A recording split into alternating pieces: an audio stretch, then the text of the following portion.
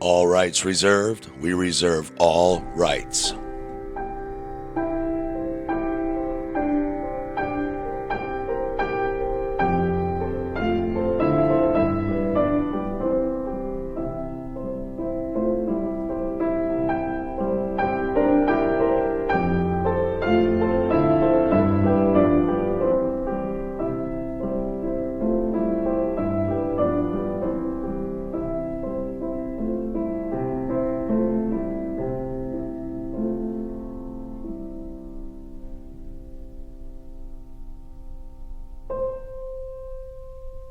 A Farewell to Virology Expert Edition was published by Dr. Mark Bailey in 2022. It is an as yet uncontested technical paper, and this film series is designed to make it easier to understand why. The full 29,000-word essay can be downloaded for free at drsambailey.com. Virology invented the fictional theoretical virus model, but has consistently failed to fulfill its own requirements to prove their existence.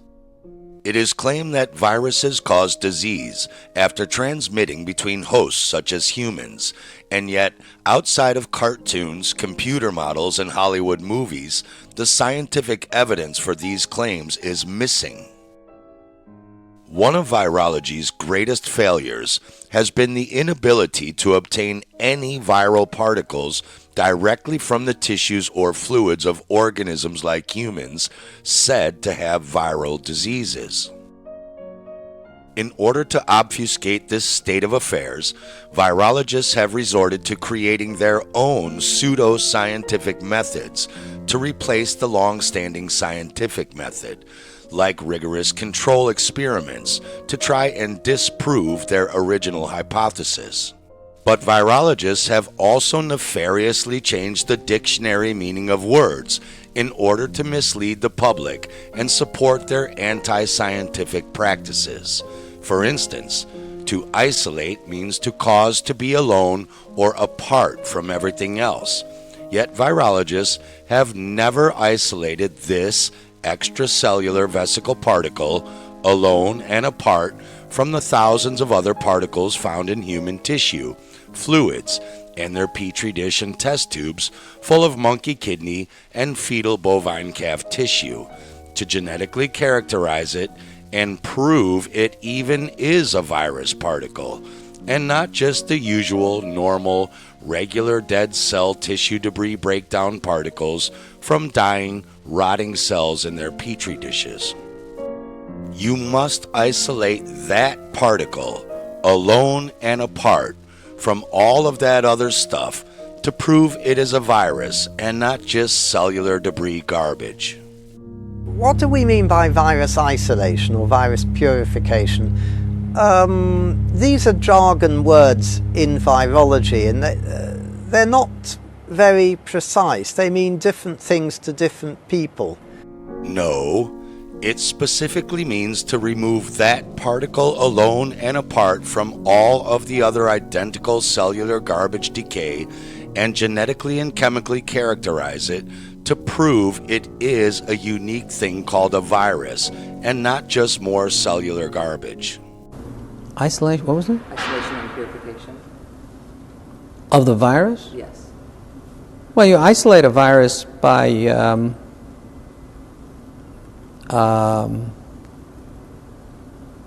finding the virus which causes a disease. And you purify a virus by making just by purifying it so you get a pure virus. Okay. I don't understand what the issue. They interchanged the two, and I wasn't sure I see. If it was the same thing or if it was two totally different. No, it depends on how they use it. Okay. Can you explain the process of HIV isolation? Well, didn't Dr. Gallo do that? I mean, he actually isolated it. So, Yeah. I mean, why should I do all of this? This is all textbook stuff you're asking me. I'm not quite sure what's behind your question about isolation. I don't want to be your textbook. You know? Okay. I got other things to do. A viral particle must fulfill defined physical and biological properties. including being a replication-competent intracellular parasite, meaning it results in identical copies of itself inside a host organism, and also capable of causing disease in a host, such as a human. However, viruses such as SARS-CoV-2 are nothing more than phantom constructs, existing only in imaginations and computer simulations. In this paradigm, cases of invented diseases like COVID-19 are nothing more than the detection of selected, tiny common genetic sequences and proteins purported, or rather pretended, to be viral. The existence of an actual virus is not required in this fallacy loop of circular reasoning, and thus, entire fictional pandemics can be built upon fictional digital creations and then falsely sustained through meaningless in vitro test tube molecular reactions. In Part 1, we'll outline some of the history of virology and its blatant pseudoscience-like failure to follow the scientific method. In Part 2, we'll examine the fraud and deception used to propagate the COVID-19 plandemic. Finally, in Part 3, we'll analyze how health institutions, mainstream media, and governments maintain the virus illusion in tandem through information control and carefully crafted narratives that parrot virology's baseless claims.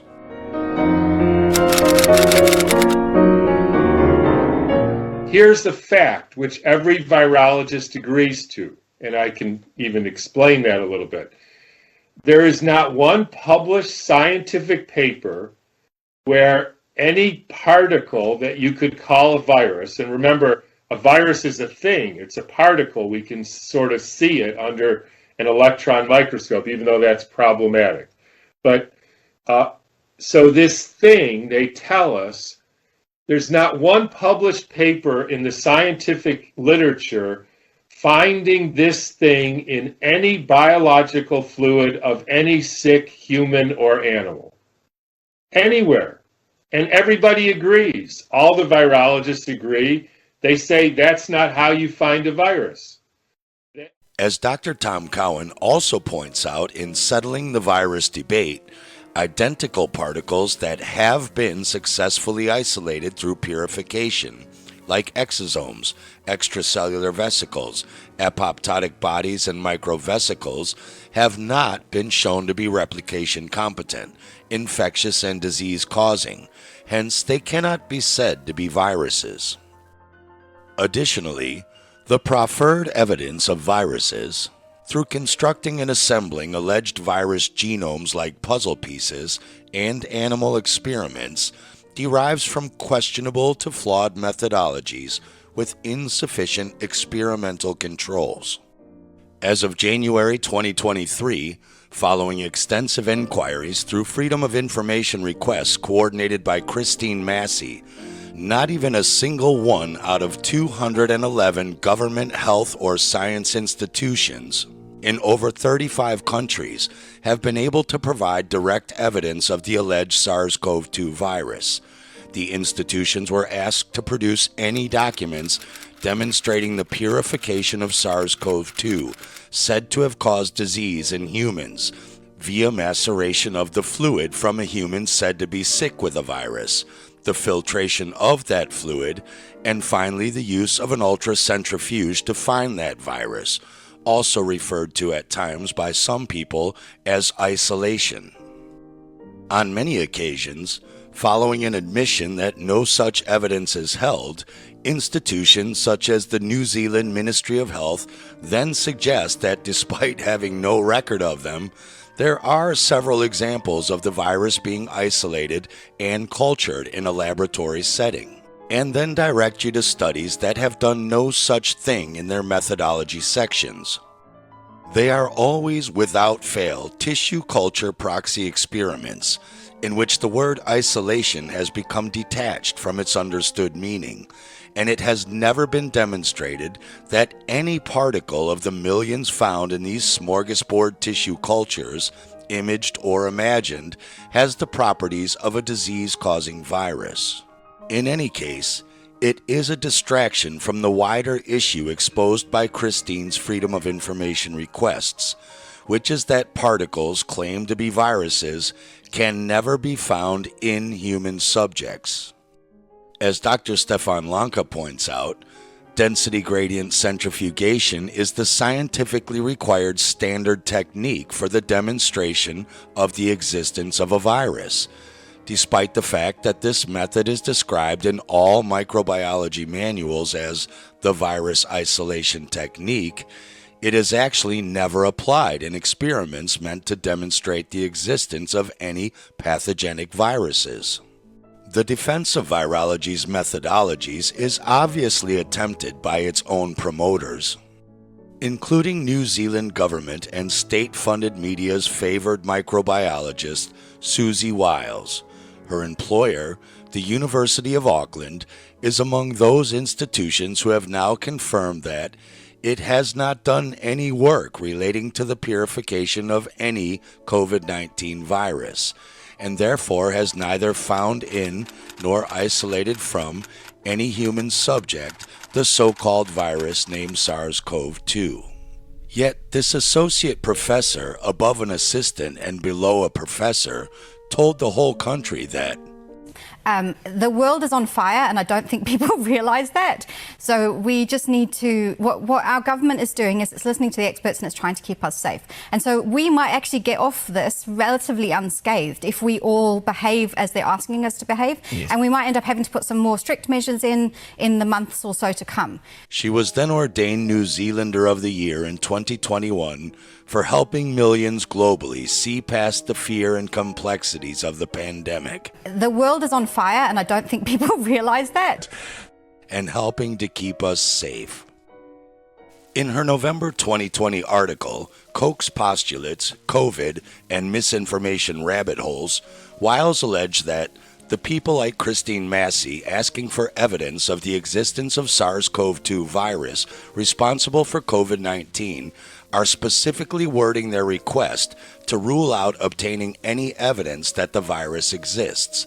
Her article quickly went off on a tangent about Koch's postulates being unsuitable for viruses, and she thus declared them as invalid in that context.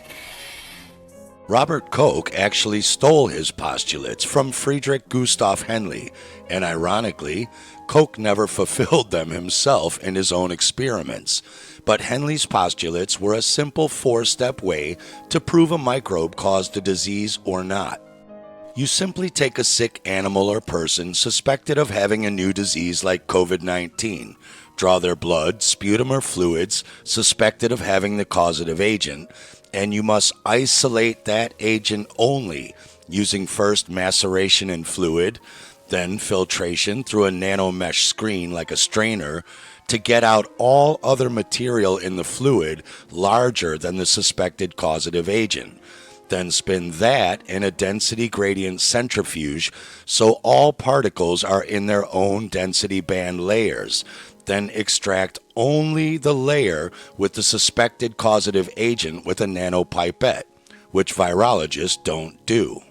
Then, if required, or should we say if even possible, create more alleged viral particles in a test tube and repeat the purification process with density gradient centrifugation, which virologists don't do. Then take that pure culture and inject, spray up the nose with an atomizer, or drop into the eyes of a healthy animal or person, and it must cause the exact same illness and symptoms as the animal or person you took the fluids from, which virologists don't do. Then you have to draw fluids from that animal and repeat the exact same procedures from the first two steps to see if the suspected causative agent is now in that person's fluid as well, proving transmission, which virologists can't do without cheating steps 1 through 3. But then you have to do a control experiment, taking the same fluids from a healthy animal or person and repeating the exact same steps and procedures to both check yourself and prove that you don't find the exact same results in your culture because you either cheated and didn't isolate the suspected causative agent from the thousands of other things in a fluid sample, or you cheated and didn't use a pure culture, and the results of the culture are really from the chemical toxins and foreign tissues you used in the culture itself, which virologists don't and won't do, because it will prove they are cheating. That's why they are so hell-bent on getting rid of Koch's postulates.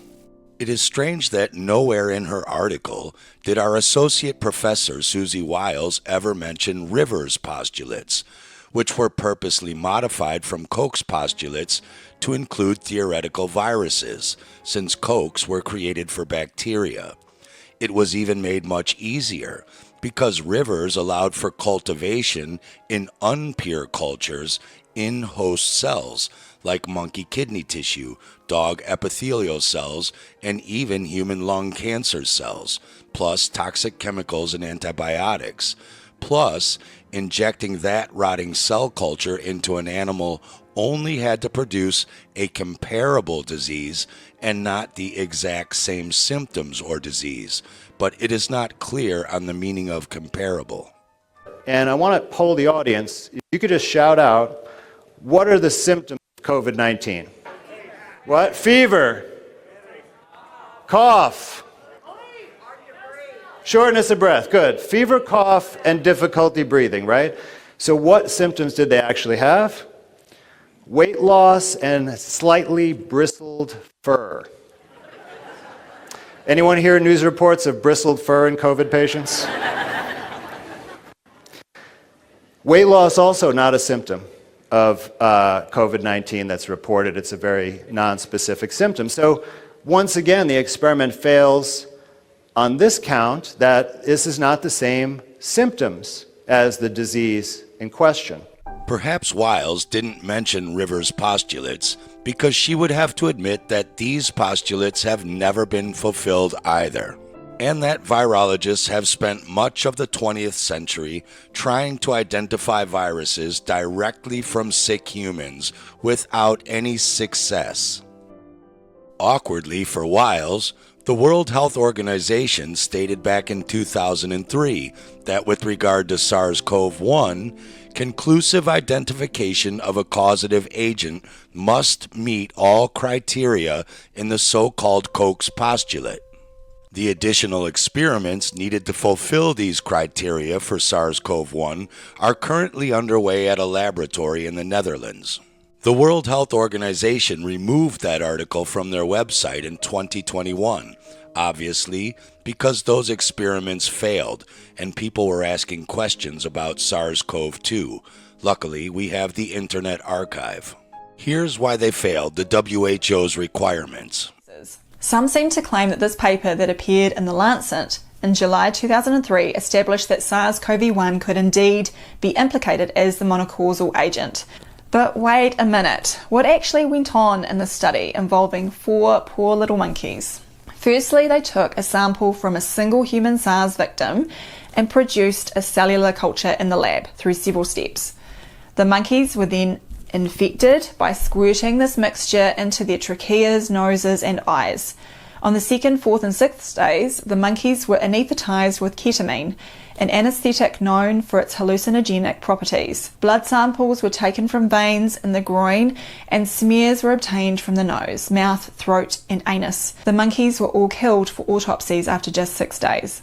3 of the monkeys became lethargic after 2 or 3 days. On the 4th day, 2 developed temporary rashes. Only 1 monkey had any breathing difficulties, while 3 showed non-advancing tissue damage to the lungs. The lymph nodes near the trachea and the spleen were larger than normal in these 3 monkeys. The other organs all appeared normal under microscopic examination. Now, there are some glaring weaknesses with this study. Firstly, the monkeys' illnesses were not typical of SARS. Only 1 monkey had breathing issues and there was no mention of any of them having a cough or fever, which are some of the key features of SARS. And none of the monkeys became critically unwell or actually died from SARS.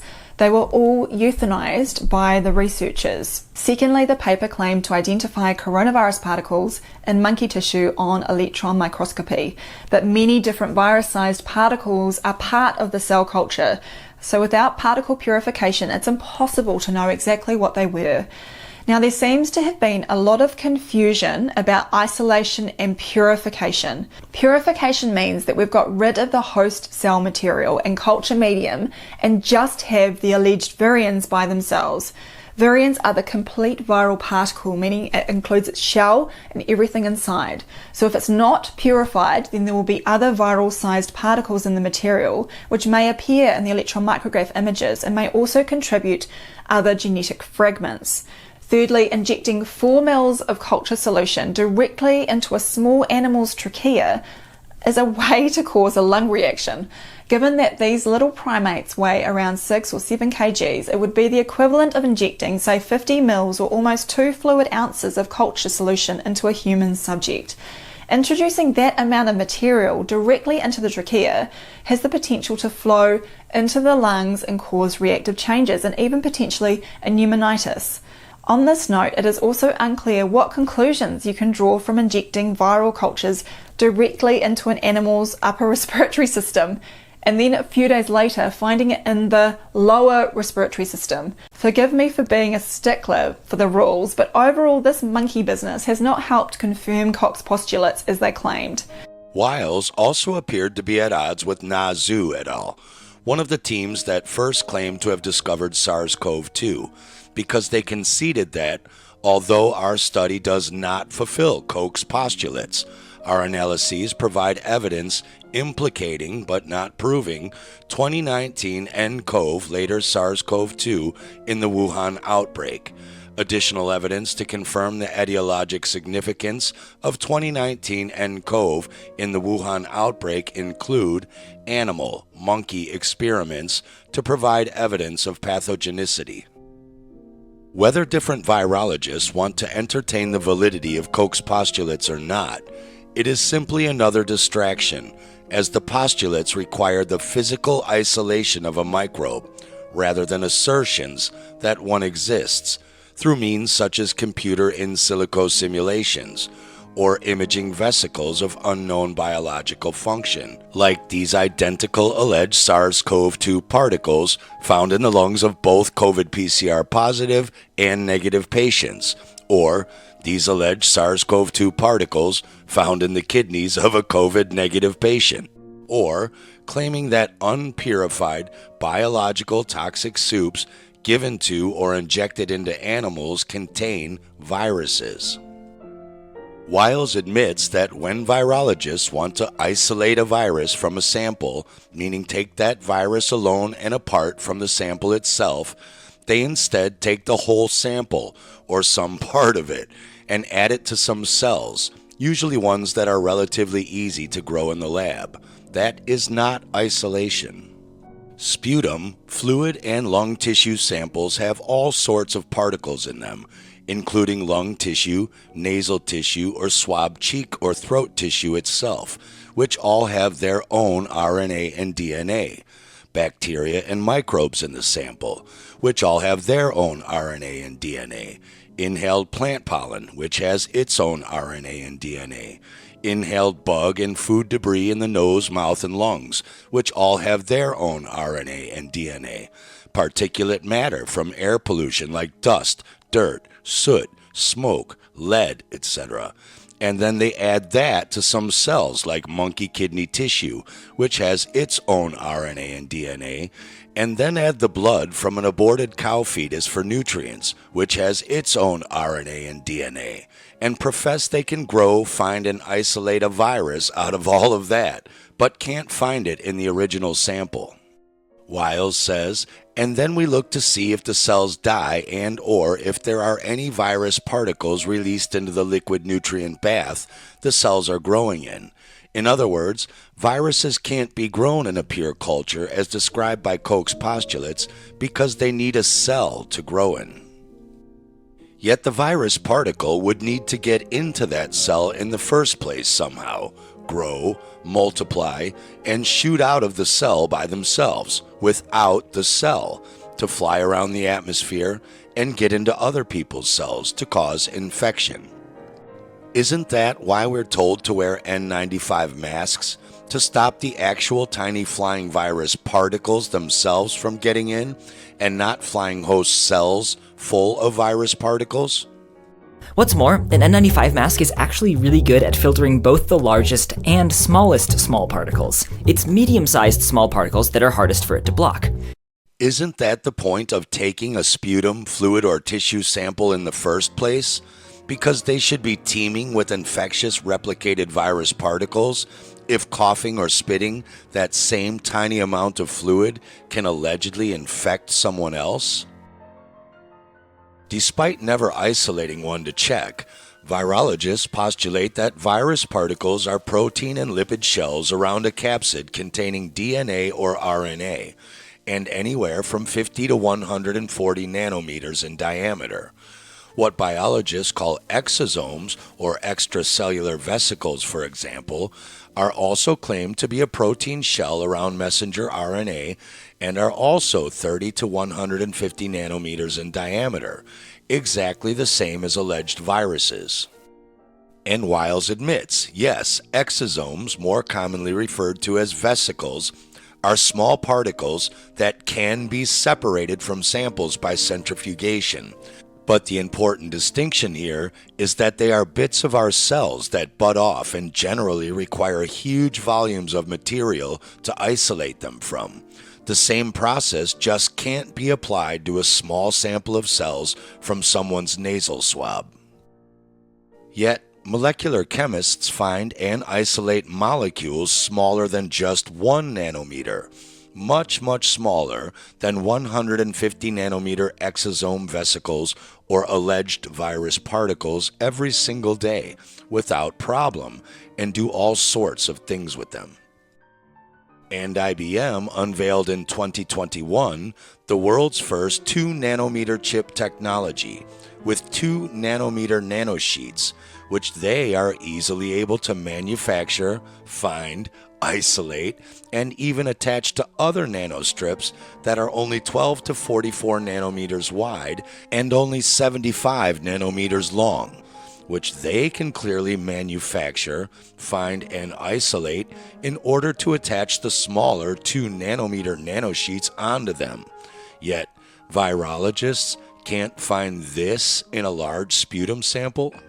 Wiles admitted it can be done for same-sized exosomes and vesicles with a large enough sample, but then a virologist 20 times her senior said this. We asked a guy who was 20 years, senior virologist at Wuhan Institute of Virology, 20 years head of Yale Virology Laboratory. Can you find SARS-CoV-2 in any fluid of any person you say has COVID? He said no. Why not? Because there's not enough virus to find. Okay, we asked him, what about if you put 10 people with supposed COVID and you mix their bronchial fluid together? Is there enough? No. 100 people? No. 1,000 people? No, not enough to see. 10,000 people, you mix their fluid together. Would you then have enough virus to see? And he said no, and then he wouldn't answer anymore. Yet this minuscule amount of fluid is supposed to contain enough virus particles to make a person dangerously sick from up to 6 feet away? As Dr. Bailey points out, it is unclear if Susie Wiles is implying that isolating a virus is established by taking the entire cocktail sputum soup of various materials from a sick person, or just some part of that sputum soup, or adding either of those to foreign tissues and fluids in a test tube that have nothing to do with that sick person, or is it just seeing some foreign tissue die in a nutrient-starved and poisoned test tube?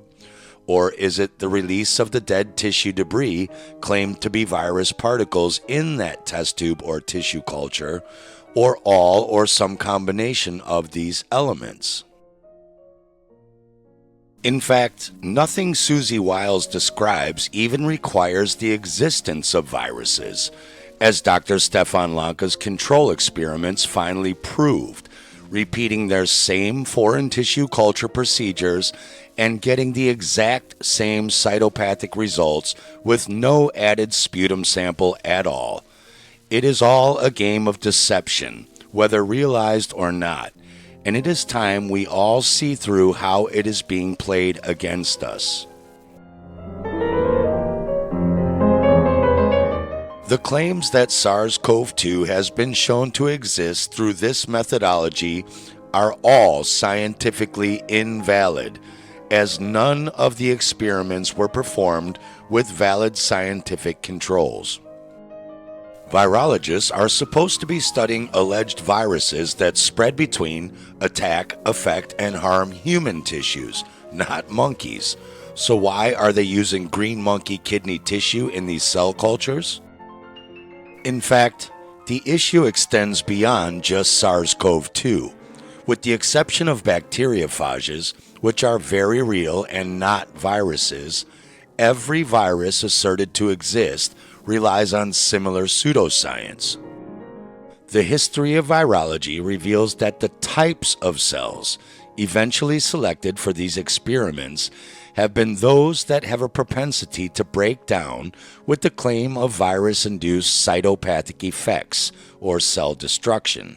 For example, Viro E6 monkey cells from the kidneys of African green monkeys have long been favored by virologists, supposedly due to their suitability to host many viruses, but suspiciously also because the aneuploid kidney line with an irregular number of chromosomes is more susceptible to toxic insults from the additional ingredients they add, such as the kidney nephrotoxic antibiotics and antifungals added to their culture mix. So this is how they do the procedure, very different from what I described. They call this virus isolation. It's really a tissue culture experiment. And they take the fluid from the sick person that they suspect has a viral disease. They filter it very coarsely. Sometimes they do a basic centrifugation. This is not purification. It's just to remove debris that forms a pellet, but it doesn't even remove all of the cells. And then they do a tissue culture, but they vary the conditions of the cells. They usually use foreign cells, like monkey kidney cells.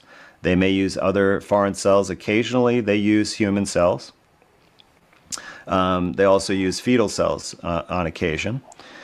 But they don't continue the normal culture conditions. Instead, they reduce the nutrition to 10%, generally speaking, sometimes lower of the normal amount. Then they use a modified nutrition, which has is less nutrient dense. And then what they do is they add fetal calf serum, and that, because it's from a fetal animal, it has some factors in there that improve the survival of the cells in the culture and also is a source of protein nutrition. But of course, it's a foreign material, blood product. So if there are such a thing as viral particles, it would certainly be a source of contamination. It's also been shown in the literature to be a source of contamination for any downstream genetic testing. So if they were to do a PCR test, for example, on the culture fluid, the results would be contaminated by the fetal bovine or fetal calf serum. There are papers that looked at that that basically say that the genetic testing would be worthless if you add this constituent. Then they add the antibiotics, and they do these at higher than normal concentrations, usually 2 or 3 times the normal concentration. They often pick antibiotics with nephrotoxicity like gentamicin, aminoglycosides, amphotericin, and streptomycin when they're using kidney cells. And under these conditions, they observe the culture and they find what they call cytopathic effects. As you can see, there is some changes in the morphology. There are these plaques that form, and this is a sign of, the cells are in the dying process. And this is what's put forth as the proof that there was a virus way back in the original sample of the lung fluid, even though it's not known what else was in that lung fluid. They sometimes do some molecular testing to rule out certain known bacteria and viruses, but there are flaws because many of those tests are not validated. But they really don't do a compositional analysis and say what's everything that's in there. And of course, there's no control experiment. So it's really erroneous to interpret it this way. So back to the issue of control experiments. Were any control experiments ever performed? So this is a paper by John Enders, and this is the original paper where this method was developed, the tissue culture isolation experiments. And Enders won the Nobel Prize related to the polio vaccine for developing this procedure, but it was developed as a manufacturing procedure of vaccines. So they used to think you could only, quote unquote, culture viruses using the type of cells that it infects. So for polio, using spinal cord or nerve cells. As some of you may know, those are very difficult to culture in a laboratory. So he had the idea to use some kind of fetal cells, which were much easier to grow. They're, practically immortal in the laboratory. And he mixed in, the toxic ground up spinal cord from people who died of polio in with the fetal cell culture, and was able to use that to manufacture the polio vaccine. And I think he helped either Salk or Sabin, I don't remember for sure. But nonetheless, in this paper, which is about measles, he used the same procedure with a different cell line, but it wasn't necessarily for the purpose of manufacturing a vaccine. In this case, or at least it wasn't published, it was for investigation. They talked about propagation in the tissue cultures. But in this experiment where they did, essentially what I just described, except they added a few other things like milk to the sample, they did the procedure without a source of measles and got the same exact results, the cytopathic effects. And they, wrote in here that that could either be from another virus from the kidney cells, unknown, of course, always blame a virus, or it could be from unknown factors, right? But never considered that it was the tissue culture conditions themselves that could have been the cause, even though that is the purpose of doing a control experiment.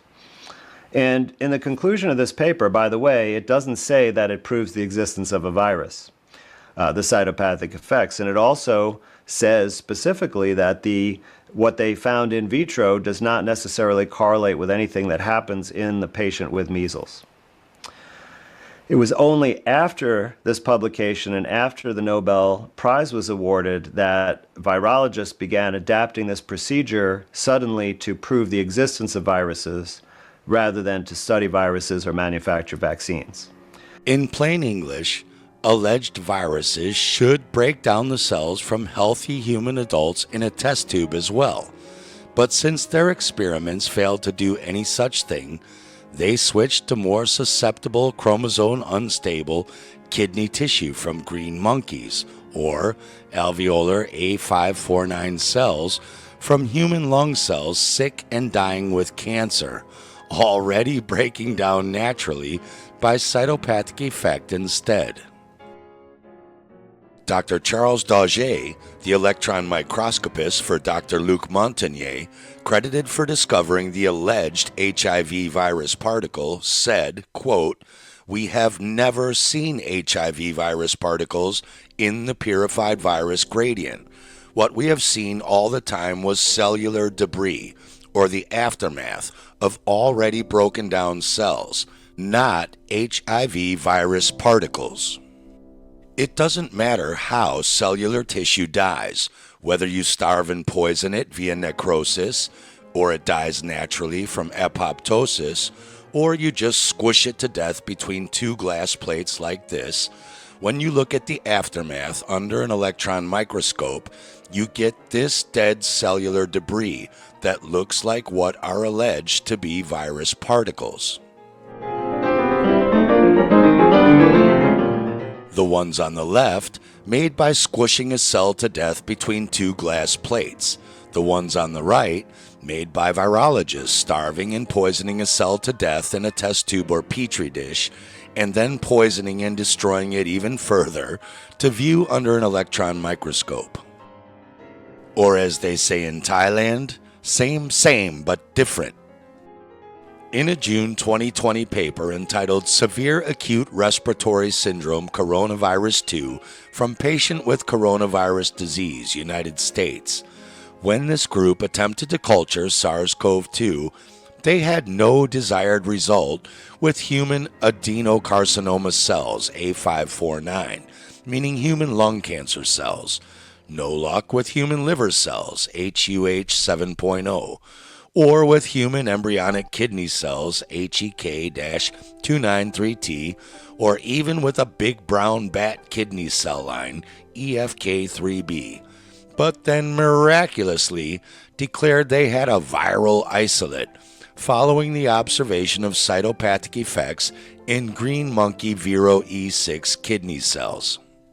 They admitted from the wells in which cytopathic effect, meaning the killing, breakdown, and deterioration of cells into small particles, were observed, meaning after adding the exact same lung sputum sample from a single patient alleged to have SARS-CoV-2 to 5 different types of cell tissue lines, then starving and poisoning those tissues, they still only found that procedure only killed the cells of green monkey kidney tissue and not the rest. Hey, 1 out of 5 ain't bad. Of course, if you only had a 1 out of 5 chance of your parachute opening, would you trust the parachute science enough to jump out of an airplane? As is typical, there seemed to be no sense of irony for them that the purported human respiratory virus cannot be shown to infect the relevant cell type, let alone the relevant human species, and their experiments were once again invalidated by the absence of appropriate control cultures. Why not at least use African green monkey lung cells instead of kidney cells, if this is an alleged respiratory virus and not a kidney virus? And if you're not an African green monkey yourself, and even their own experiments can't break down decrepit alveolar A549 human lung cells already dying of cancer in a test tube, why would you believe your own healthy lung cells in your own nutrient-dense body would be more susceptible to such an alleged but unproven theoretical virus? Nonsense. And since they refuse to scientifically control their own cell culture experiments and debunk themselves, they instead control our societal culture itself by changing the societally agreed language definition of the word isolation to propagate their germ theory fraud. And that's why isolation matters. A further and major embarrassment for virology is that alleged viral particles that have been successfully purified after an unpurified cell culture beginning have not been shown to be replication competent, meaning able to multiply in a new host cell, or disease-causing by themselves. In other words, what particles have been at least partially physically quote-unquote isolated, along with the other junk in the test tube, never directly from a living being as they should be found, but only after tissue culture contamination, can only be said to be extracellular vesicles. Nothing more, nothing less. In May 2020, a publication appeared in the journal Viruses that claimed, nowadays, it is an almost impossible mission to separate extracellular vesicles and viruses from each other by means of canonical vesicle isolation methods, such as differential ultracentrifugation, because they are frequently co-pelleted together due to their similar dimension. meaning because the particles they allege to be viruses are the exact same size, weight, shape, and density as all of the other identical cell debris particles, they say after they centrifuge them that it's impossible to take out the alleged virus particles only with a pipette because they are in the exact same density band as all of the other junk. Just like this cherry tomato is in the same layer as the dish soap. They are admitting they can't suck out the cherry tomato without the dish soap coming with it, or vice versa. Nowadays means in contrast to how they've always done this since the beginning, and it is unclear how such an observed technical change may be reconciled with biological laws. They've just now figured this obvious fact out for the first time in 60 years. It appears more likely that the virologists are distancing themselves from their own techniques in order to avoid refutation of their own false postulates. They may have to accept that the reason it is impossible to separate extracellular vesicles from viruses using differential ultracentrifugation is because their assertion that viruses are present in the sample are ill-founded, meaning their alleged viruses are extracellular garbage debris, nothing special or different. In 2017, the Perth Group pointed out in their magnum opus, HIV, a virus like no other, that in virology, while purification retains its everyday meaning, isolation is an expediential term, meaning advantageous to them, that virologists assign to data, not physical reality, they claim are proof a particular virus exists. The paper states neither virologists nor the scientific literature provides a satisfactory definition of virus isolation. HIV expert Jay Levy defines virus isolation as a sample of a virus from a defined source. White and Fenner as the ability to identify a totally unforeseen virus or even discover an entirely new agent. Montagnier and Weiss as propagating them, viruses, in a cell culture. The 2013 6th edition of Field's Virology defines virus isolation as viruses can be isolated from an infected host by harvesting excreted or secreted material, blood or tissue, and testing for induction of the original symptoms in the identical host, or induction of some abnormal pathology in a substitute host or in a cell culture. Once the presence of a virus has been established, it is often desirable to prepare a genetically pure clone. It goes without saying that if virus isolation is to take a sample of a virus from a defined source, or propagating viruses in cells in culture, one must first have proof that the virus exists in a defined source or in cells in culture. Neither is virus isolation induction of some abnormal pathology or once the presence of a virus has been established. There's no universally accepted definition for these terms, strain, variant, and isolate, in the virology community. So how can we expect that everyone else gets them right? What happens is you're trained in someone's laboratory and you hear them say things and you associate a meaning with them, and that's what you do. And they may or may not be right. Now, despite this looseness of definitions, for example, there's no one place where you could go and find the definition for variant, for example, or isolate, or strain. I looked in several textbooks. In fact, not even my textbook, Principles of Virology, co-authored with 4 other virologists. Not even there will you find a definition of these terms. I think we need to put it in the next edition, though. Let's go through and try and define them and put them in some kind of context with the current outbreak. Let's start with isolate. What is an isolate? An isolate is a virus that we have isolated from an infected host, and we have propagated that in culture. You cannot define the word isolate with the word isolation or isolated as its definition or meaning.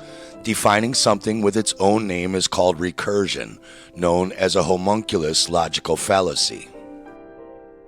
Just like you do not define the word red as something that is red in color. A blind person or colorblind person would have no idea what you are talking about, or a child who hasn't learned the names of colors yet. So you say, red is a color whose hue resembles that of blood or of the ruby, or is that of the long wave extreme of the visible electromagnetic spectrum. To a child, you point to the red blocks only and say that is red, not those other colors. You do not point to a starved and poisoned tissue culture with tens of millions of pieces of broken down genetic material from a dozen different sources and say that is an isolated virus, any more than you would think this is a pile of isolated red blocks. Virology invented the hypothesis or theory of viruses, so whatever method it employs in an attempt to prove their existence, it must satisfy that definition. At the heart of the matter is a simple concept, and we need to see evidence that alleged disease-causing particles cause new particles that are clones of the former. Claiming that detected proteins and nucleic acids are of a specific viral origin and not just normal broken down components of a tissue culture is not possible unless the alleged viral particles have been truly isolated by purification and shown to have these key biological characteristics.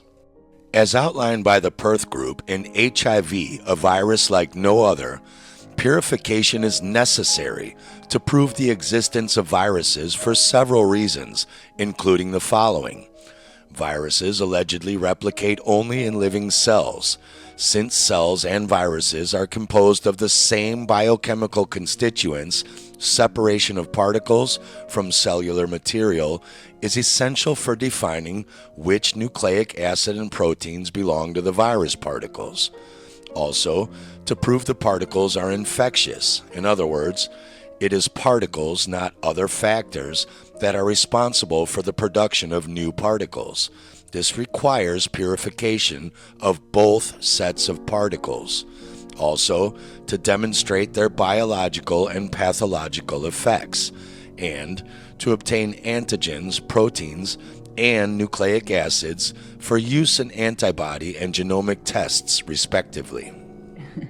Like you were alluding to, everything's, flipped the other way with Snopes, right? It's the same thing here. If you actually go to the studies and the information, the way in which they do the lab information, the studies, and they gather their data and they make those claims is all based on artifacts that they're manufacturing in the laboratory process, and is not what happens in the physical body, in the living body.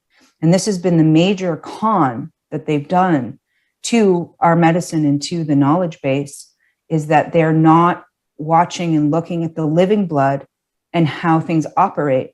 They are always removing particles, removing tissues, altering them through their methods, whether it's petri dishes, antibiotics, other types of cells like kidney cells from the monkey, or fetal cells, or their methods of growing the so-called virus. And then they're adding, coloration and adding UV light and other light when they're, viewing things under microscopes.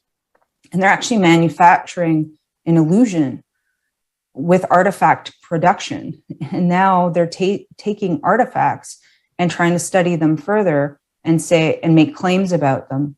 To me, it's absolute insanity, because they've never done the control studies and the proper methods to then corroborate it back with the story that happens in the living body.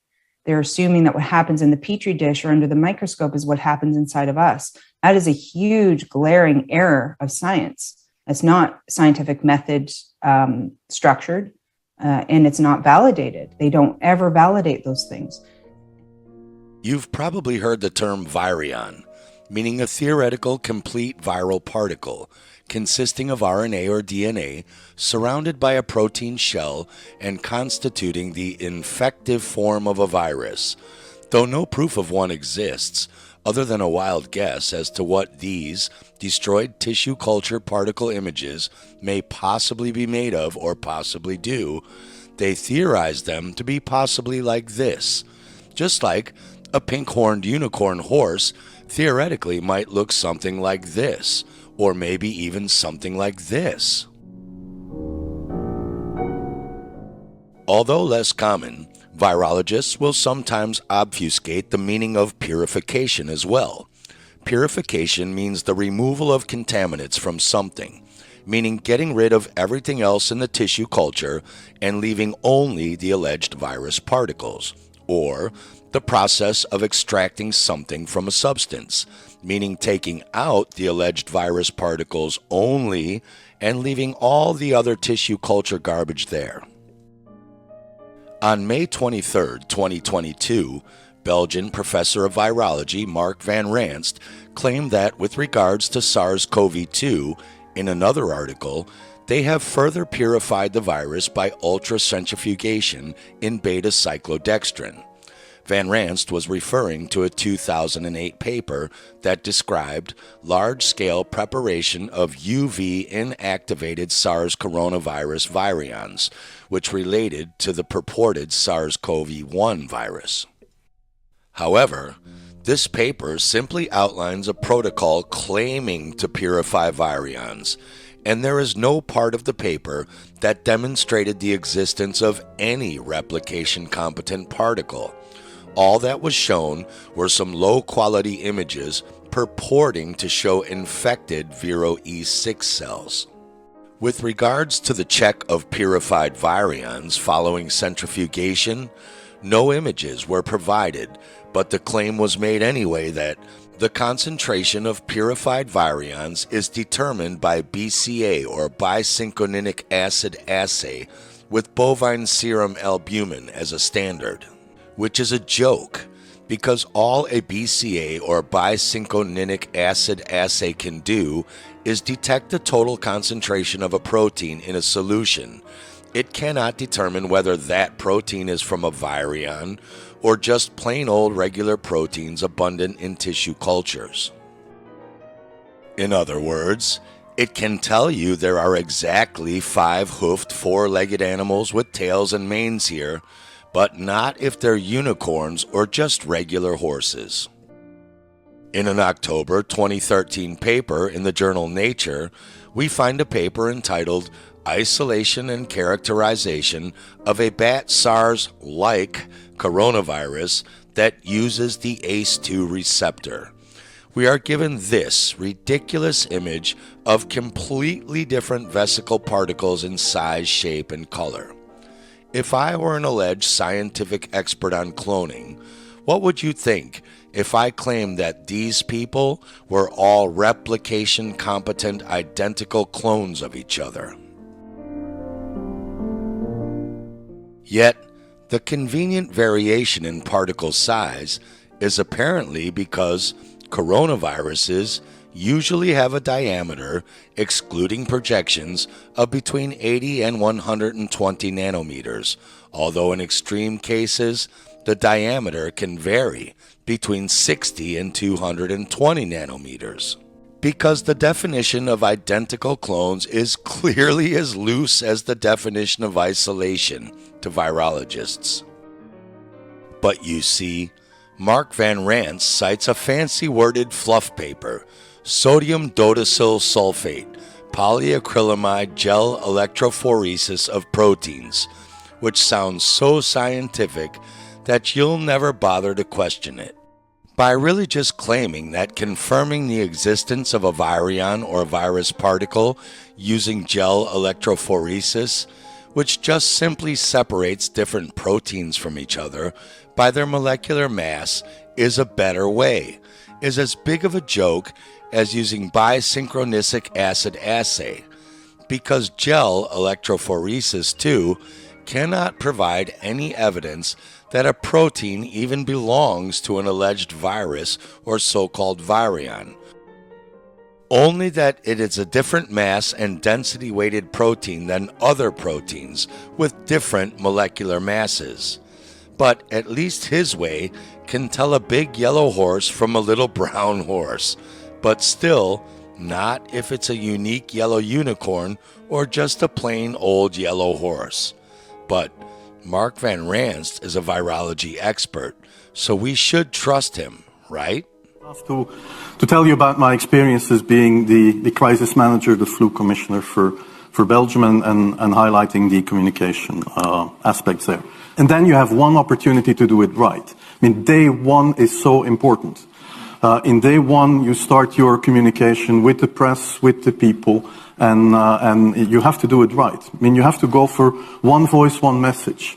In Belgium, they chose to appoint a non-politician to do that. I mean, I have no party affiliations, and that makes things a little bit, at that time at least, a little bit easier, because you're not attacked politically, majority, minority.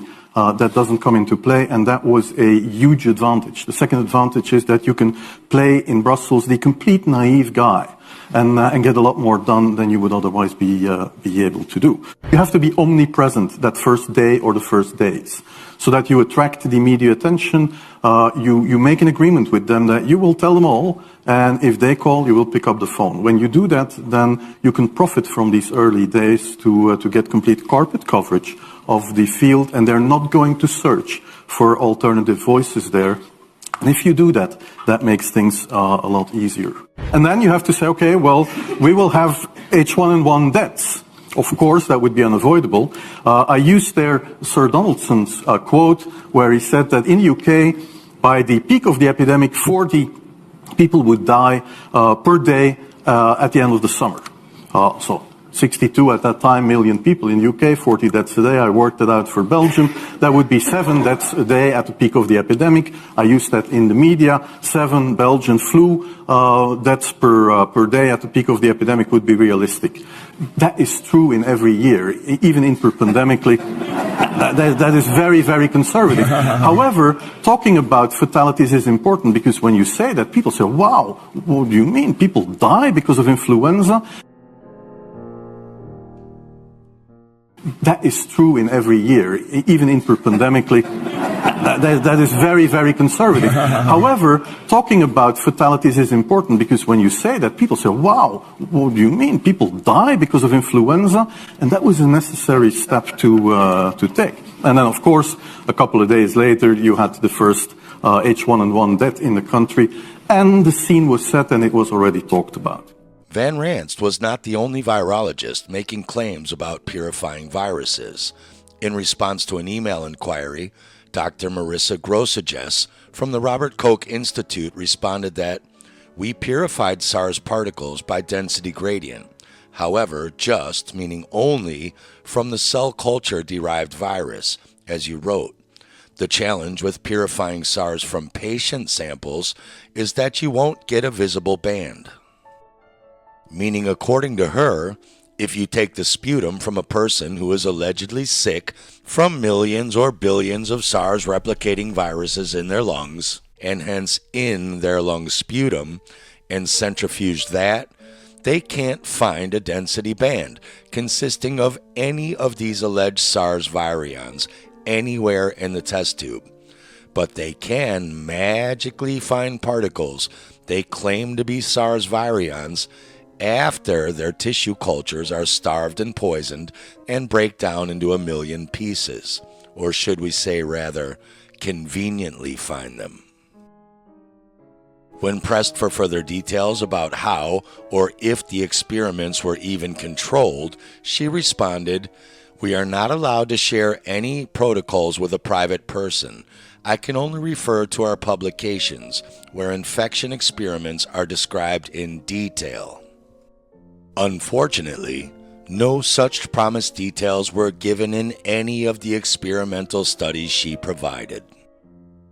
SARS-CoV-2 remains nothing more than a hypothetical computer construct assembled from genetic fragments of unproven provenance.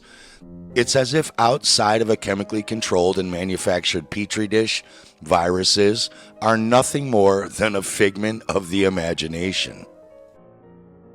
As Mark Bailey points out, There has never been a physically isolated, i.e. purified particle, shown to be responsible for the production of identical particles or a particle shown to be the cause of pathological effects in any human or in an experimental animal model.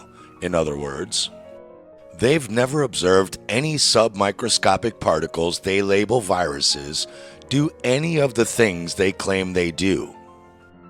Thus, the declaration by virologists such as Mark Van Ranst, along with the WHO and its adherents, that an infectious particle termed SARS-CoV-2 is causing a disease pandemic is shown to be patent scientific and intellectual fraud. So what is virology? When startled, the mythical Uzlam bird will take off and fly around in ever-decreasing circles until it somehow manages to fly up its own ass, disappearing completely, which adds to its rarity. It is hard to know exactly what to call virology, but it is not science. The current practitioners are engaging in some form of algorithmic or statistical speculation added to circular reasoning and confirmation bias, searching for, interpreting, and recalling information in a way that supports their theory, or what we commonly call cherry-picking data. With a complete absence of what should be the corresponding process of refutation that lies at the heart of the scientific method, i.e., trying to debunk their own theory with valid control experiments in the lab and actual observations of isolated particles causing contagion and illness in the real world, not just cartoons and Hollywood movies. While the abandonment of the scientific method may be accidental or unnoticed by lower-level virologists and lab technicians, there are almost certainly conspiratorial motivations at higher levels of the globalist hierarchy. For example, the WHO, the Center for Disease Control, and the United Kingdom's Health Security Agency are all parties to virology's deceptive practices. However, the anti-scientific practices are also replicated in most other countries, whether this relates to claims of virus isolation and the wholesale misapplication of the polymerase chain reaction, or PCR test, for clinical diagnostics, or a failure to disclose the crucial control details involved in virus culture and genome creation. Pseudoscience consists of statements, beliefs, or practices that claim to be both scientific and factual, but are incompatible with the scientific method. In other words, pseudoscience cannot be proven, tested, or repeated. It's just a baseless theory, like the pseudoscience germ theory of disease. Science, and even solid scientific theory, can be proven, tested, repeated, and most importantly, falsified, meaning solid scientific theory can be demonstrated to be false. You can have a pseudoscientific theory, like flying unicorns actually fly backwards instead of forwards, but it's impossible to either disprove or falsify that theory or prove that theory true, because there's no such thing as flying unicorns in the first place. Refutation is at the heart of genuinely testing a legitimate scientific theory through the scientific method. As Karl Popper wrote in his book, The Open Society and Its Enemies, about scientific theory and method, so it is, I hold, the possibility of overthrowing it, the scientific theory, or its falsifiability, that constitutes the possibility of testing it, and therefore the scientific character of a theory, and the fact that all tests of a theory are attempted falsifications of predictions derived with its help, furnishes the clue to the scientific method. The view of the scientific method is corroborated by the history of science, which shows that scientific theories are often overthrown by experiments, and that the overthrow of theories is indeed the vehicle of real scientific process. The contention that science is circular cannot be upheld. But for science to be true and not just pseudoscience, it must be logical and reasonable. Yet circular reasoning is a logical fallacy, meaning illogical and unreasonable, in which the reasoner begins with what they are trying to end with. The components of a circular argument often seem logically valid, which is why the pseudo-virologists use circular reasoning, because if the premises are true, the conclusion must be true. But a premise simply means an assumption or theory. As Karl Popper said, your control experiments are there to try and debunk your own premise, assumption, theory. Real science does not fix and rig experiments through dodgy, unscientific methods to make their baseless claims appear to be true, and then not bother to run any control experiments to debunk or falsify their own premise. But I'll tell you who does do that: con men. This woman is sick with flu symptoms. I wonder if there are submicroscopic particles called viruses inside of her, causing these symptoms. Virologists will tell us. Step 1. Collect her lung sputum containing the virus particles. That is circular reasoning. You are supposed to try and disprove through falsification experiments your premise that those particles are even there in the first place, not baselessly assume for no reason whatsoever other than your virology school-taught belief that they are there before you even start. Circular reasoning is illogical, unreasonable, and thus unscientific. Dr. Bailey was correct when he stated, "It is thus a reasonable question to ask. Has virology ever been a scientific pursuit?" With regard to the scientific method, the virologists create unfalsifiable hypotheses by setting up paradigms where any number of observations, whether it be illness or alleged test results, can be attributed to their viruses. The observations are passed off as proof of virus existence in the manner of a circular loop of reasoning that no longer requires the demonstrable existence of a virus. Any claims of reproducibility, for example, in the form of a PCR process or purported viral genome, are simply more circuits of the same loop. Historically, virology has been characterized by a lack of valid control experiments, and none of its foundational claims have been established through proper exercise of the scientific method. Again, falsifiability. They should take sputum from a completely healthy person and assume there is no virus. At least make sure that person tests virus negative with the PCR test, even though it doesn't matter. Then poison and starve that healthy sputum on the exact same cell culture using the exact same chemicals for the exact same period of time. Let it all break down into 56 million tiny genetic fragments, and then tell their computer to arrange those fragments like a puzzle until they match the fictional computer in silico genome for that alleged virus.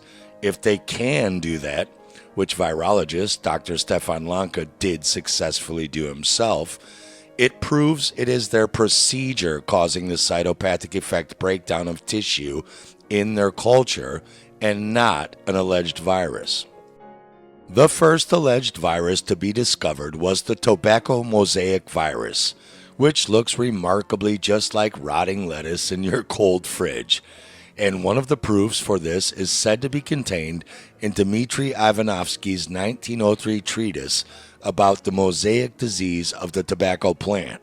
However, it is patently clear that Ivanovsky's described experiments lack any valid control comparisons and were thus, surprise, surprise, unscientific and inconclusive. Here we've got the conflation of sick plants with a virus, where we're jumping from A to Z here without any of the proof that's required in the middle. So one thing, we got sick of hearing this too, that Ivanovsky is the father of modern virology, and he's got this great paper, late 1800s, 1900, we're talking now, and that this proves that this was the first ever documentation of a virus. But if you read that paper, Ivanovsky doesn't claim that he's found a virus in the modern conception, and I think that's where the public get confused, and even people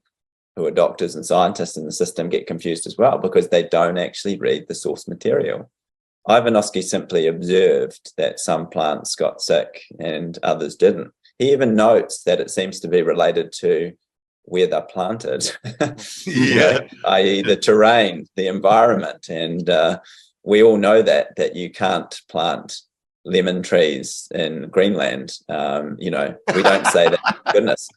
We don't say every single citrus tree we've planted in Greenland has come down with some sort of virus, because it just won't take, So if you actually read Ivanovsky's paper, he talks about this contagious fluid that he's run through filters. But again, the methodologies he used were insufficient, because he's simply taking material from one sick plant and injecting it into a healthy one and watching it get sick and saying, well, there must be some sort of agent, transmissible agent. And yes, there is an agent, but it's not contagious or transmissible, because grounding it up and injecting it into another plant doesn't replicate what happens in nature. So Ivanovsky there's nothing there. And it's clear, he even says in those experiments that he planted a sick plant, which was alleged to have the tobacco mosaic virus, but we should just say it's got tobacco mosaic disease is more accurate.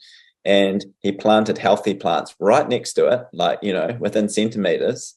And hey presto, that plant didn't get sick. Yeah, so where's the virus? Yeah, his own experiments basically document that it didn't transmit, and unless he did these abnormal kind of grind up and inject methods, which went completely out of control. It is tempting to forgive the early pioneers of virology that their uncontrolled and unscientific methodologies were simply typical practices for that era. However, germ theory critic Claude Bernard offered the following insight into the importance of control experiments when adhering to the scientific method decades earlier in 1865. If indeed we characterize experiment by a variation or disturbance brought into a phenomenon, it is only insofar as we imply that the disturbance must be compared with the normal state. As experiments indeed are only judgments, they necessarily require comparison between two things, and the intentional or active element in an experiment is really the comparison which the mind intends to make. Bernard was advising the need to have a valid control or some suitable comparison to ensure it was only the new experimental element that was causing an outcome.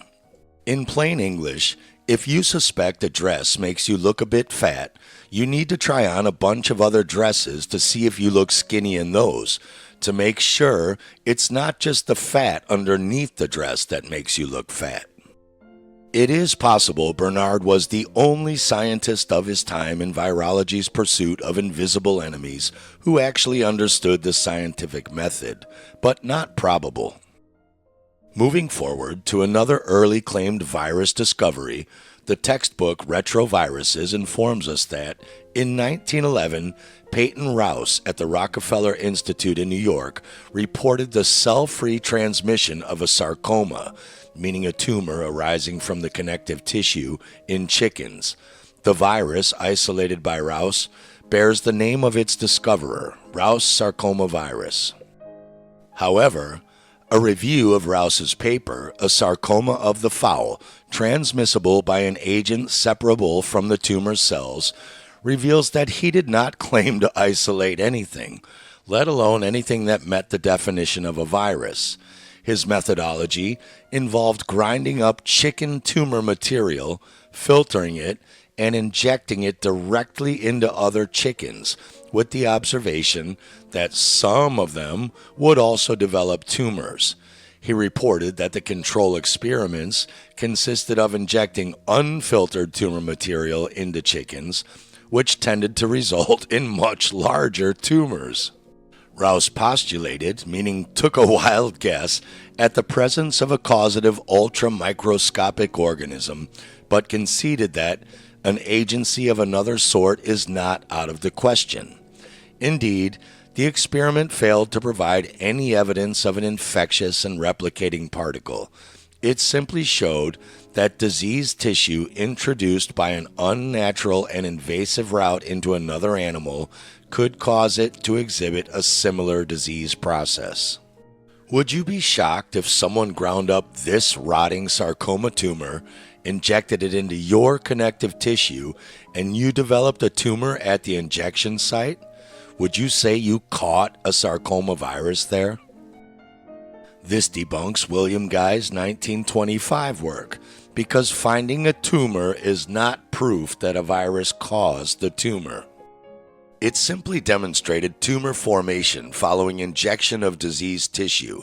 Further, it was determined in 1927 that sarcoma of the fowl could be induced by the injection of dilute arsenious acid in foreign embryonic pulp.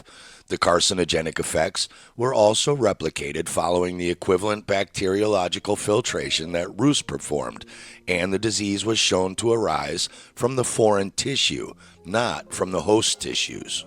Carell's summary stated, "We have discovered the presence of an important phenomenon, the formation by the tissue under the influence of a nonspecific chemical substance of a principle which resembles a virus, acts in a specific fashion on the cells of a certain type, and reproduces itself indefinitely in the presence of these cells."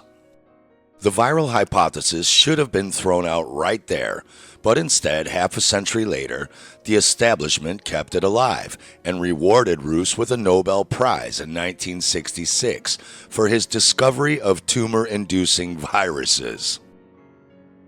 Then in 1954, when John Enders and Thomas Peebles claimed they had propagated the measles virus in human and monkey kidney cells, no further tolerance should have been extended to virology's unscientific experiments.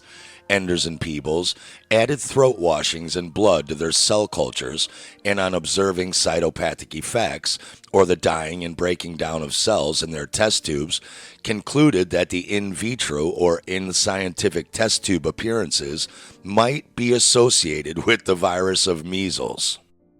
Might is used to indicate a condition or state contrary to fact, or used to indicate a possibility or probability that is even weaker than may.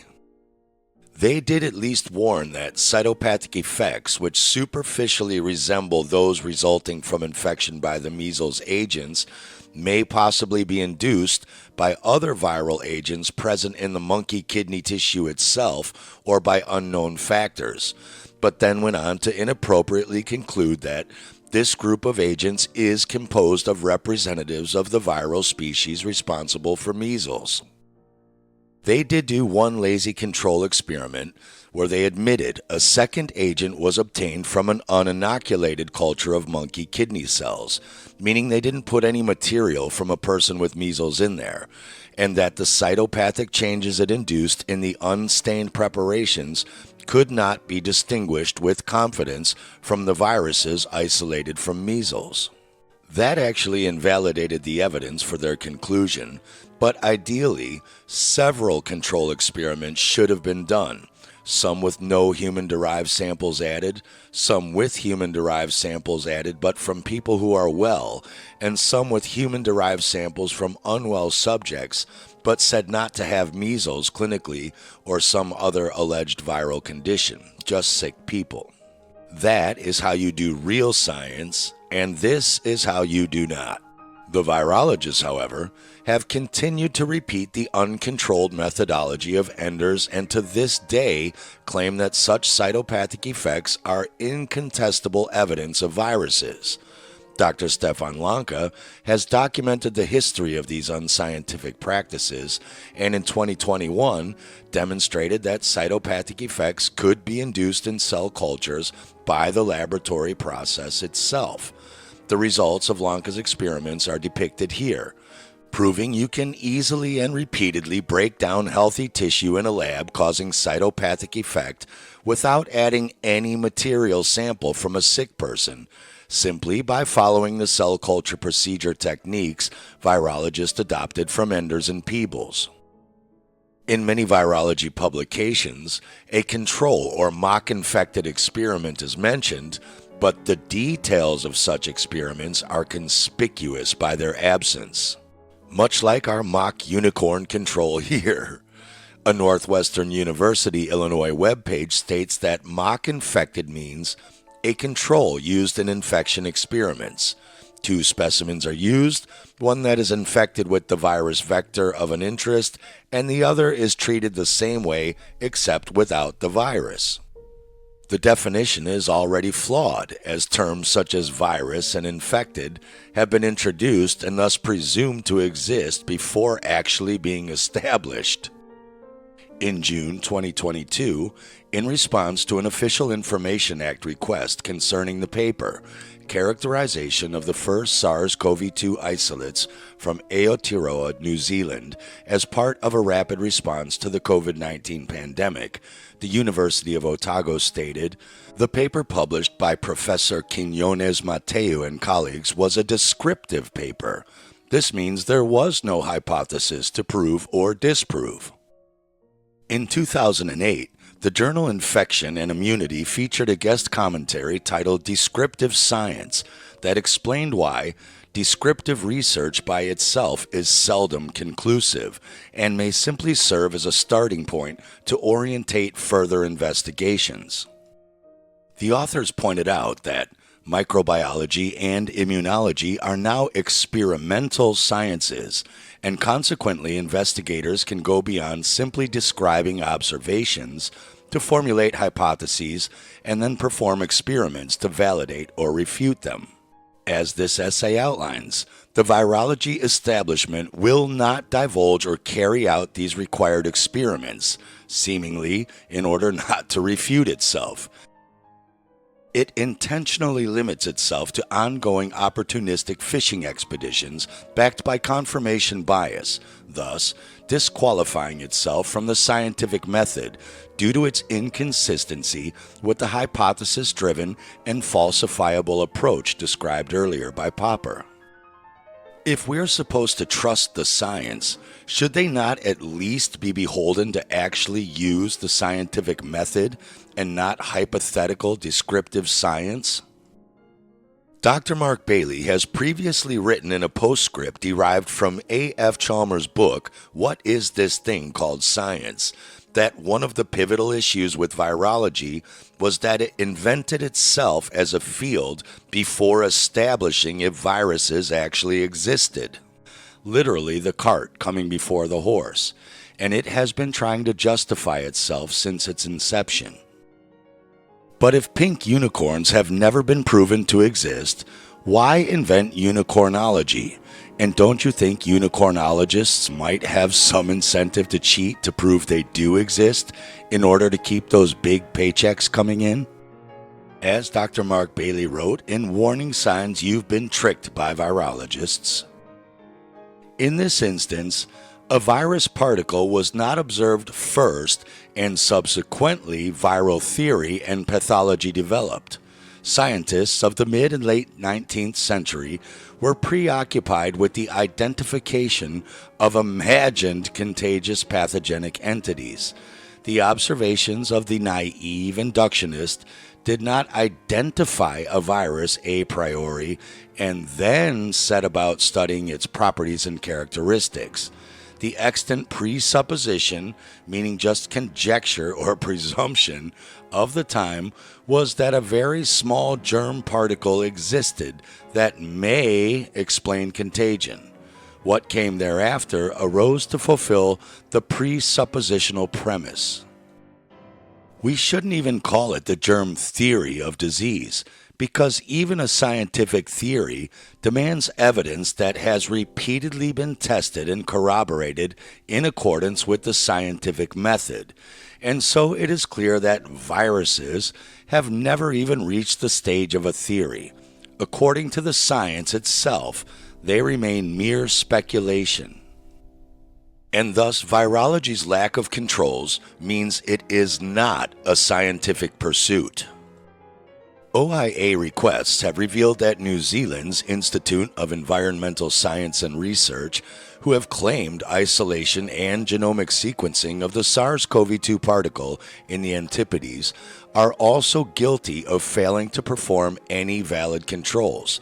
In the tradition of Enders, they have not paused to check whether the cytopathic effects they witnessed or genomes they assembled via computer simulations could also be created in valid control comparisons. That is, by performing experiments with other human-derived specimens from both well subjects and unwell subjects who are said not to have the alleged disease COVID-19. Instead, ESR described their insufficient negative control in which the flask undergoes the same conditions as the flask used for viral culture. However, we use infection media only. Again, the whole point of control experiments is to test whether an independent variable can be identified, not change multiple variables and assume that the results of the experiment can only be explained by one thing, in this case, an imagined virus. The central conductor in these anti-scientific pursuits is the World Health Organization. It is very telling that in their 94-page genomic sequencing of SARS-CoV-2 document, there is a mere 4 sentences discussing control samples. However, neither of these negative or positive controls are sufficient to validate the genomes that the virologists are producing through these techniques, because they can only serve to calibrate the pipeline. And as become apparent, the WHO cannot point to one valid positive control experiment. Yet, on February 11, 2020, they named the new disease they had invented, COVID-19, with the associated claim that it was caused by a novel coronavirus.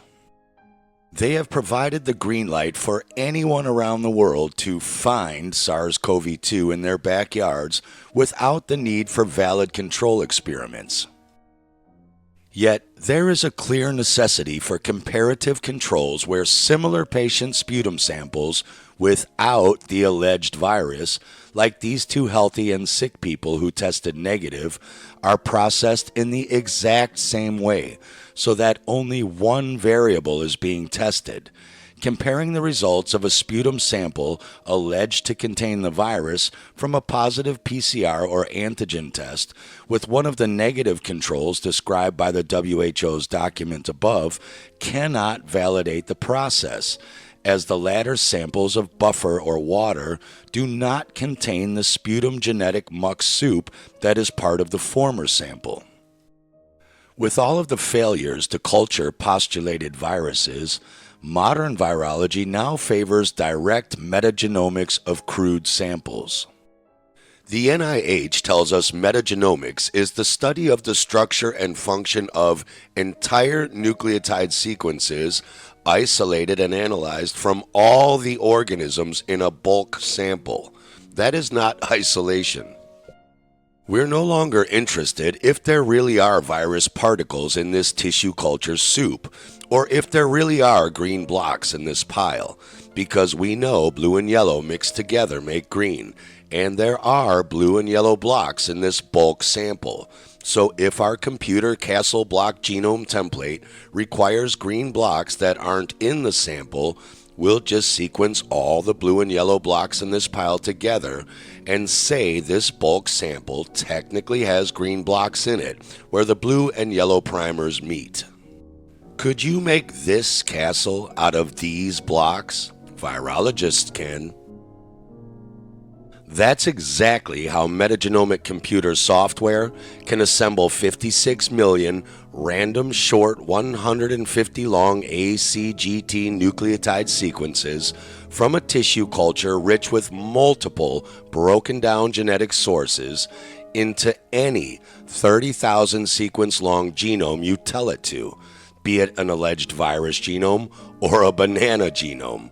And that doesn't even include the probability algorithms programmed into the software when it can't fit certain pieces together precisely and needs to take a wild guess, a fictional computer-created genomic band-aid, if you will. Is there any recipe you couldn't make if you had 56 million ingredients at your disposal? They sometimes call this shotgun sequencing, and subsequent artificial computer assembly of these genetic fragments allows virologists to create new in silico viruses, meaning viruses existing in a fictional computer model construct only, out of thin air. This software invention then provides other virus hunters with pre-designed PCR primer panels, so they can also discover the same meaningless sequences and claim it is the same virus. The artist no longer has to manually mix yellow and blue to make green. The computer's software just assumes green is there if it detects any yellow and blue, and then puts green in the sequence automatically, whether it is really there or not, like claiming the Ukrainian flag is technically green, if you grind it up into 56 million micro pieces and restitch it all together in alternating micro colors. ESR were involved in a publication in which they proclaimed the discovery of SARS-CoV-2 in 9 subjects through this methodology. But when asked to provide all details of the control group that was used when comparing the results of sequencing, they refused and instead sent links to SARS-CoV-2 sequencing protocols. If ESR were using these protocols, then we can see that they are endorsing insufficient controls that are described as a negative control of nuclease-free water, while an optional positive control can also be included, which may be a synthetic RNA constructs or high-titer clinical sample which can be diluted. Once again, these types of controls can only serve as pipeline calibration techniques, not the validation or the clinical significance of any genomes they assemble. On July 19th, in response to an OIA request, they stated that ESR has not performed any experiments to scientifically prove the existence of SARS-CoV-2 virus and can therefore not provide you with any records. On the 17th of August 2022, in response to another request, they admitted that ESR has not performed any experiments to scientifically prove that the SARS-CoV-2 virus causes COVID-19 and can therefore not provide you with any records. Nobody else has performed these required scientific experiments either. So they have to rely on animal abuse and antibody studies. With the inability to demonstrate the physical isolation of a disease-causing particle that meets the definition of a virus, the virologists have engaged in animal experiments to convince the uninitiated that such pathogenic particles exist. And like clueless monkeys studying other monkeys, these animal experiments also lack valid control experiments. An illustrative example of this monkey business was the paper, Comparative Pathogenesis of COVID-19, MERS, and SARS in a Non-Human Primate Model, published in May 2020 by a team that included none other than Christian Drosten and Ron Fauchier. The nonsense of what was published in Science can be summarized as follows.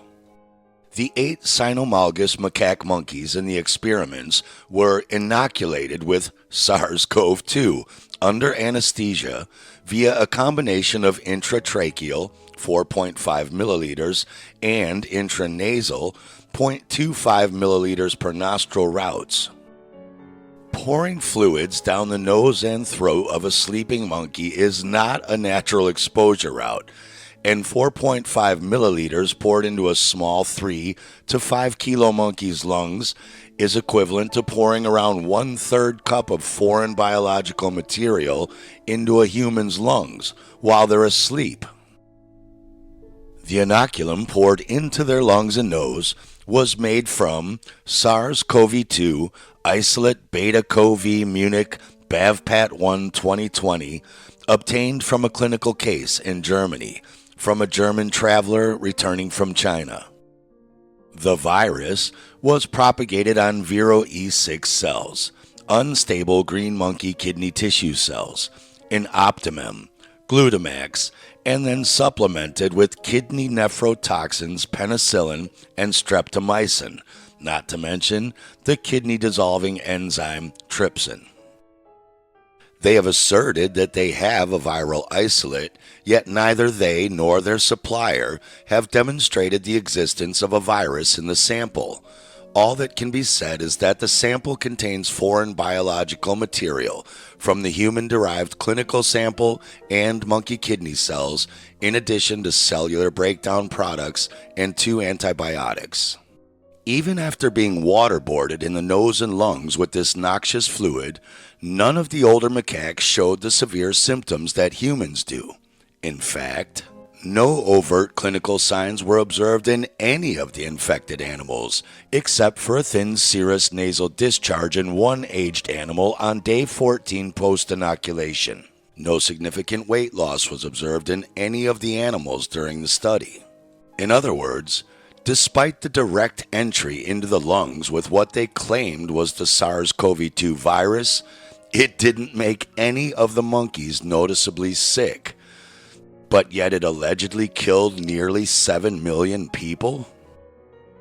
By day 14 post-inoculation, or being waterboarded with toxic muck, all remaining animals seroconverted, meaning they developed antibodies in their blood serum, allegedly as a result of infection or immunization, as revealed by the presence of SARS-CoV-2 specific antibodies against the virus S1 domain and nucleocapsid proteins in the sera. Yet these S1 and nucleocapsid proteins have never been shown to be viral in origin, regardless of whether they induce the detection of other proteins termed antibodies in a host.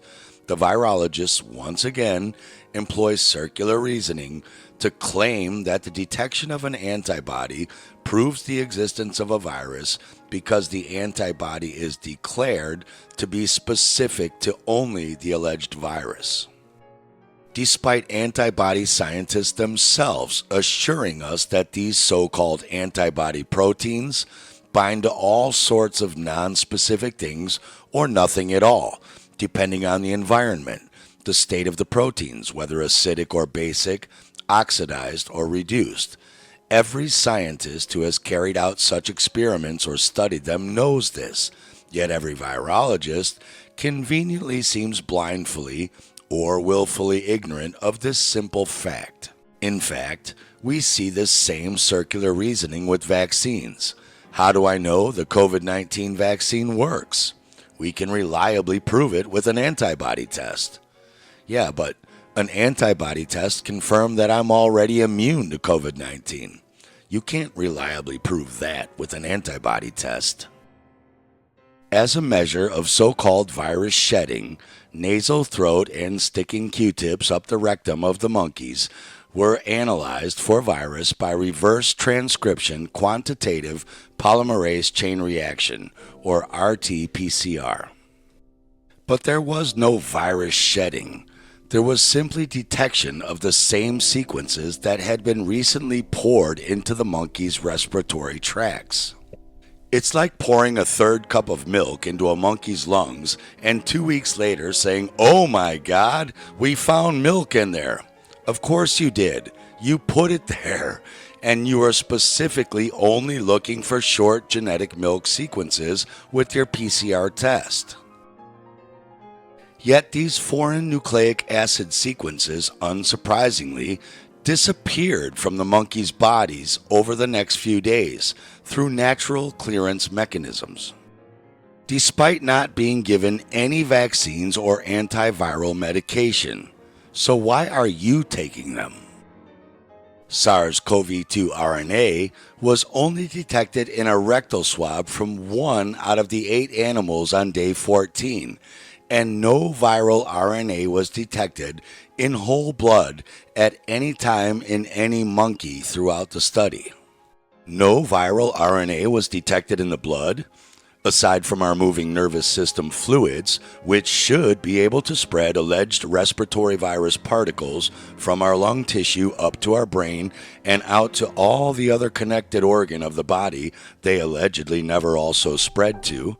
And seeing as our digestive system doesn't connect our lungs to our rectum because it bypasses the lungs and starts at the stomach, the blood circulatory system is the only other way alleged respiratory virus particles could possibly get from our lungs to our rectum without infecting every other organ tissue in between on the way.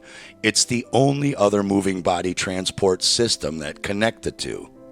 Again, this indicates that they were only finding the same introduced genetic material in the same places it had been introduced. The single positive rectal swab may have been a false positive, or the monkey had swallowed some of the introduced biological material. In not one case could they demonstrate that the postulated virus had any invasive characteristics. 4 of the monkeys were murdered and autopsied 4 days after inoculation with the foreign biological soup. 2 out of the 4 were reported as having small foci of consolidation in their lungs, or what you might call pneumonia from damaging their lungs. And the authors stated that the main histological lesion in the consolidated pulmonary tissues of both the young and aged animals involved the alveoli and bronchioles and consisted of areas with acute or more advanced DAD, diffuse alveolar damage. The histological features, meaning taking a wild guess what you're looking at under a microscope, were asserted to be characteristic of SARS-CoV-2, even though the same study says the other organs in these 2 macaques, as well as the respiratory tracts and the other organs of the other 2 animals, were normal. And that is because the top 3 slides across in their paper, A, B, and C, are consistent with pneumonitis, caused by pouring a liquid containing foreign biological material directly into the monkey's trachea while it was anesthetized. The histological appearance changes in the bottom 3 slides across, D, E, and F, simply depict inflammatory tissue cells, such as macrophages and neutrophils, as would be expected in such inflicted pneumonitis. No control experiments were performed, pouring a 3rd cup of any other fluid down their trachea to see if the exact same pneumonia-causing cell tissue damage occurred. The alveoli are the end point of the respiratory system on the lungs and allegedly exchange oxygen and carbon dioxide in the bloodstream, sort of like the little green balls on the end of broccoli. And the bigger cells on the outer surface of those little balls that do this gas exchange are called type 1 pneumocytes. The paper claims SARS-CoV-2 antigen expression was detected in moderate numbers of type 1 pneumocytes and a few type 2 pneumocytes within foci of diffuse alveolar damage. The problem is, this was claimed through an immunohistochemistry staining technique that was based on a rabbit polyclonal antibody against SARS-CoV nucleoprotein. Why is that a problem? Because the supplier of this product, Sinobiological, admits IHC, FCM, IF, IP et al. Applications haven't been validated. Antibodies applications haven't been validated with corresponding virus-positive samples. And this tonic will make your hair grow back, even though it's never once been proven to do so and the guy selling it to you is still bald. In any case, this example can be used to expose the wider fallacy regarding antibodies as any evidence of viruses. Sinobiological states that the antibodies were the result of injecting their SARS-CoV nucleocapsid protein, his tag product, into rabbits. This nucleocapsid protein was in turn produced from a DNA sequence encoding the SARS-CoV isolate TOR2 nucleoprotein. by use of a product on the market with testing in progress. We'll get into the so-called TOR2 protein in Part 2, but in summary, outside of a computer-simulated hypothetical in silico model, no protein has ever been shown to come from a virus, including the nucleocapsid protein in this case. It was baselessly asserted that they injected viral proteins into animals instead of just other regular foreign proteins, and in response, the animals produced other proteins that are claimed to be antibodies. A virus was neither shown to exist nor required to exist for this sort of pointless exercise. Again, we're told a specific viral protein like SARS-CoV-2 will make the body create a specific antibody protein that will only bind to that alleged SARS-2 virus protein and nothing else. Yet, the COVID-19 vaccine generated HIV antibody proteins in 100% of the volunteers injected with the University of Queensland candidate vaccine. Looks like there's a major problem with the HIV hypothesis. If you can have so-called disease-defining HIV antibodies without any possible HIV virus to trigger the body to create them. Getting back to the study at hand, it did not follow the scientific method as it lacked controls. Not only were there no control experiments, but they didn't even demonstrate animal-to-animal disease transmission from the waterboarded monkeys allegedly infected to healthy monkeys. If these viruses are so airborne and infectious, why do they have to inject monkeys or pour fluids down their nose and throats? Why not simply aerosolize a sample into the animal cages so they inhale it? Once again, such experiments are avoided in order for the virologists not to refute themselves with regard to claims of contagion involving the imagined particles. Which brings us to the virus quantity paradox. We are led to believe that inside a host such as a human, the viral particles are produced in such great numbers that they can rupture the very cells containing them, while at the same time, paradoxically, they are present in such tiny amounts that virologists say they can't be seen in any patient specimens. Apparently, with regard to the alleged SARS-CoV-2 particle, it has somehow been magically calculated that one sneeze of a COVID-19 patient contains 200 million viruses. However, if we obtain a physically larger sample directly from a subject's nose or lungs, equivalent to hundreds of sneezes, there are precisely 0 to be found, rather than billions, as claimed. So virologists pull the magic rabbit out of their hat by claiming they are invisible while grown in your lung sputum and can only become visible once grown in their magic tissue cultures. Now, here's the first question.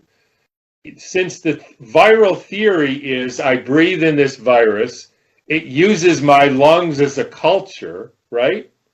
And so then it grows, and then it's teeming with viruses that get spewed out in the world.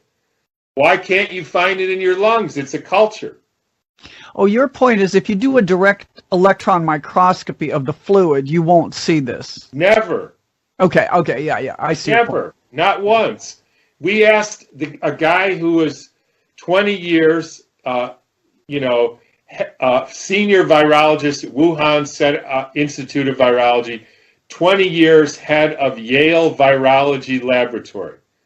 Can you find SARS-CoV-2 in any fluid of any person you say has COVID? He said no. Why not? Because there's not enough virus to find. Okay, we asked him, what about if you put 10 people with supposed COVID and you mix their bronchial fluid together? Is there enough? No. 100 people? No. 1,000 people? No, not enough to see. 10,000 people, you mix their fluid together. Would you then have enough virus to see? And he said no, and then he wouldn't answer anymore. So, But he claims what we see on the EM, on the electron microscopy slides, are in fact virus particles. The little bleb what things. he says is you have to culture them. There is no virus to see in your lungs, right, or in your snot. Enough that they'll admit anywhere. Both Dr. Mark Bailey and Dr. John Bevan Smith also destroyed this virological nonsense in their paper, The COVID-19 Fraud and War on Humanity. So we are supposed to believe that the human respiratory tract, which is lined with the alleged perfect host cells, does not produce enough viruses for them to be seen. But a test tube experiment involving tissues from a different species and cell type does? Pfizer suggests to the layperson that the immune system reacts to the injury of these bodily cells by revving up, but did not cite any scientific evidence for this imaginative claim. In fact, aside from poisoning, nobody can prove there's anything else to even be immune from. The fourth edition of Medical Microbiology has offered up 4 hypothetical pathogenic mechanisms. Hypothetical means an assumption but not fact that can be tested by further investigation, and pathogenic means mechanisms that cause a diseased or morbid condition that may result in cell damage and death, or they may not. But again, even if these speculative measures were at play, it would require enormous numbers of cells to be affected to produce symptoms, just like it would take enormous amounts of institutions worldwide to keep this fraud going. But unlike the very real institutional viruses of this world, we can never find these virus particles in our own cells or tissues, because virology has a very real habit and unique way of diverting attention away from such aspects that raise doubts about its phantasmal model of disease. End of part 1 and the end of virology.